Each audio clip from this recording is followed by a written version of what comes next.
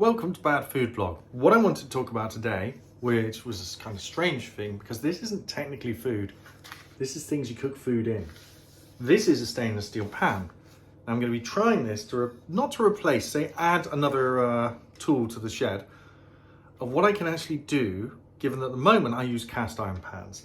This is a non-coated stainless steel pan. It's by Pyrex and it looks pretty good. It's safe apparently up to 250 degrees centigrade. I don't really understand how a stainless steel pan is going to be not safe up to 1,000, but who knows. Here's what it looks like. I've just taken the paper off. Can't really do that again, can we? Yeah, it's good for even induction heaters. We have some welding in there. It's riveted, not screwed. It's quite light. It's at least a third of the weight of the stainless steel 24 centimeter pan. It is 24 centimeters. Here are the details if you wish to have a look at that. Here we go. Quality and convenience. But the reason was I've gone away from the non-stick stuff. So I don't want anything more than non-stick stuff. I find myself repeatedly replacing the non-stick pans.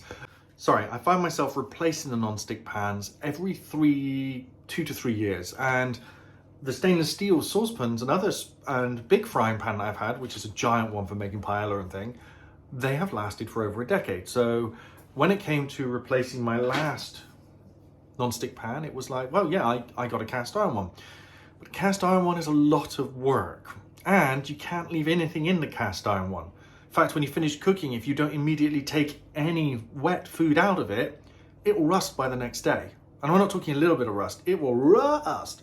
You can always recover it, but then it's a lot of work. This gives me more options. This gives me something in between. This gives me something I can fry eggs in and then throw in the pan or throw in the dishwasher. This gives me something that is more flexible. Now, not necessarily better, but I want to try. I'm going to give it a wash and then we're going to try cooking in it without seasoning it, because this is what you're supposed to be able to do with these, is to cook in it with just a little bit of oil without seasoning it. And because it's stainless steel, not carbon steel, and there is a difference. There are carbon steel pans, cast iron pans, and stainless steel pans. Stainless steel conducts heat the worst out of those three. Carbon steel is a bit closer to the cast iron, which retains heat better. Now, you don't necessarily want the best conductor. So for example, you don't want the side of your pan made out of copper, you want the bottom of your pan made out of copper so it conducts heat away from the heat source. The reason being, you don't want to burn food too quickly. You want a bit of a delay between the heat getting applied to the base of the pan and it applying to the food, which is interesting when you look at stainless steel because it's quite a bad heat conductor. It's not a great heat conductor. When I feel this, it feels cold for a very... It's taking up heat from my hands, but it's not got much weight to it. So it might be a lot better heat conductor than the other thing. We'll have to go and see. I think the first thing we do in it is we do a fried egg and see how long it takes and see what it does. We could do the egg slide test. Oh, sorry, I hate that phrase. Oh my God. Well, I'm gonna go wash this up. Don't know who's handled it in the shop, do you? First off, stainless steel van versus scrub mummy. Or scrub daddy. Whoop, that's not the... There's the washing up liquid. Let me try and do the wrong action. See, I don't know why washing up liquids don't come with a pump, because you have to do this, and it's really annoying. They should come with a pump as well. So first off, I'm using the rough side on the scrub mummy. And the stainless steel held up pretty well. So, definitely was non-coated, just in case there's any packaging coating or oil on it, and just give the whole thing a quick wash. You never know with the way things are shipped or packed. Interestingly enough, this is a non-corrosive stainless steel.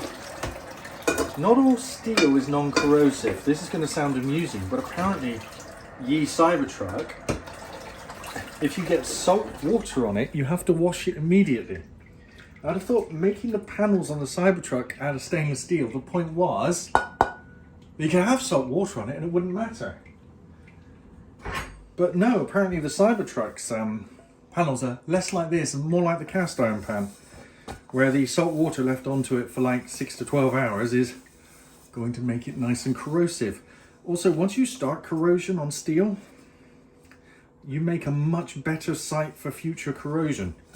So it'll be interesting to see in a year's time what Cybertrucks look like.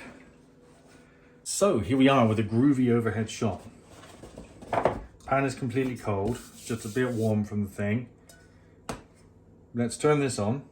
What I would normally do with a cast iron pan is turn it up to 5 and get it super hot. Now, this is a lot lighter, so I'm going to start off with 4. Going to use some plain old cooking oil, which is just vegetable oil, which when they say vegetable oil, they pretty much mean rapeseed oil, basically. Not too little, not too much.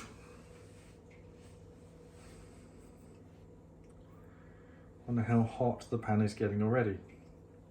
See if it's hot enough for cooking, we can put some drops of water in it. We are going already.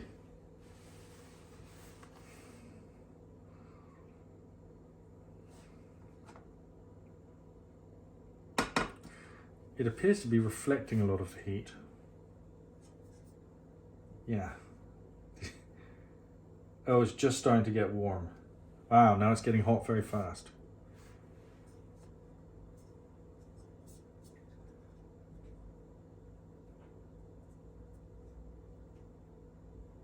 Okay, so the middle of the pan's quite hot, but the edges are remaining absolutely cold, which is what I kind of expected. The oil hasn't lost its surface temperature yet. By the looks of it, that's not enough oil. The grooves in this do appear to be smoothing out some of the oil. So what I would be expecting to happen is I'd expect the oil to, oil reaches a certain temperature, it loses its surface tension, just goes full and spreads out over the whole pan. I'd be expecting to see that. First of all, it clumps up and then it flattens out. But I'm not sure if these striations in this pan make this less likely to happen.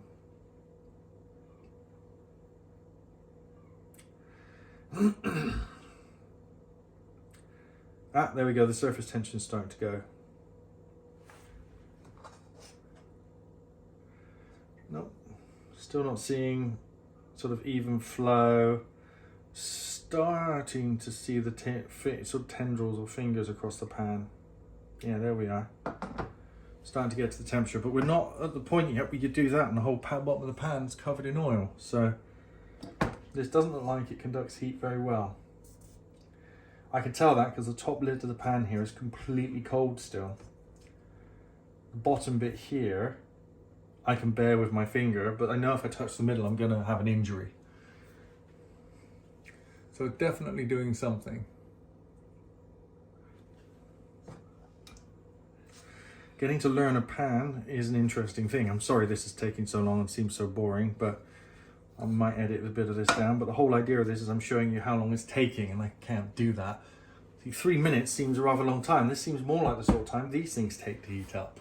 The cast iron pans. But now we see the surface tension is lost on the oil. And maybe because this is the very first time it's being used. Yeah, right. I don't want it to get too hot and start smoking. Yeah, we're starting to see some additional signs. So now it's time. One of the other things I do with a pan is I tend to crack the egg on the edge of the pan. Not very heavy pan, but very light. There we go. Pan just hot enough to do that. And the egg doesn't appear to stick. Now, I would fry an egg on 4 in this one on the cast iron pan as well, so we'll see how well it goes. Of course, the trick to frying an egg, I'm going to move you across a little so you're right over the top of it. You can maybe zoom in a little bit more. One of the tricks to frying an egg is a lid.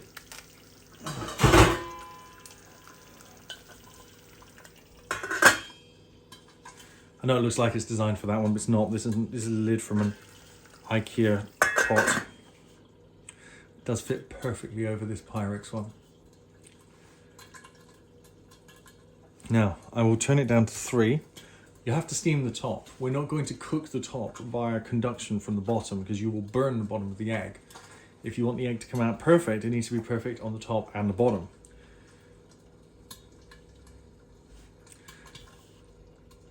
And yeah, that's hot, very hot.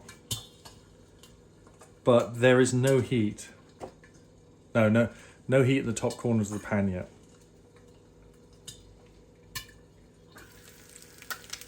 Yeah, we got an egg cooking. And what I'm going to do, I'm going to see if I can slide the egg around. Oh, it's sticking in places where it's burning, but it's not stuck. It's sort of, where it's caramelizing, it's sticking, which isn't too bad.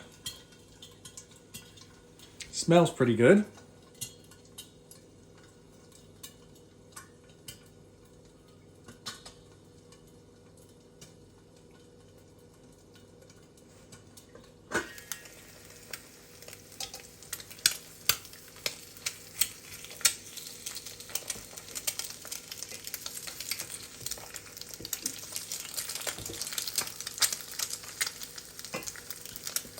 So would this pass the egg test? Yeah, well, you can slide the fried egg around.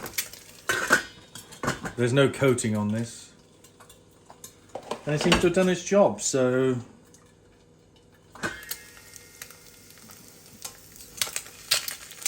I'd say we're done. Let's see how long it carries on cooking when I move it off the heat. Let's turn the heat off. Now, if it conducts heat very well, it will only carry on cooking for a few seconds. Now, this would imply to me that it's quite a bad conductor of heat, because we're still getting lots and lots and lots and lots of noise and action after. But I like this pan, and this is giving me far less hassle to clean than one of these to do a couple of fried eggs. Now, these are going to be my choice for doing sausages. The cast iron ones are going to be my choice for lots of things. But for frying an egg, I'm afraid we have a new king. So thanks for watching. If you like what I do here, please like and share the video. And if you love what I do here, please subscribe. Thanks very much for watching. Bye.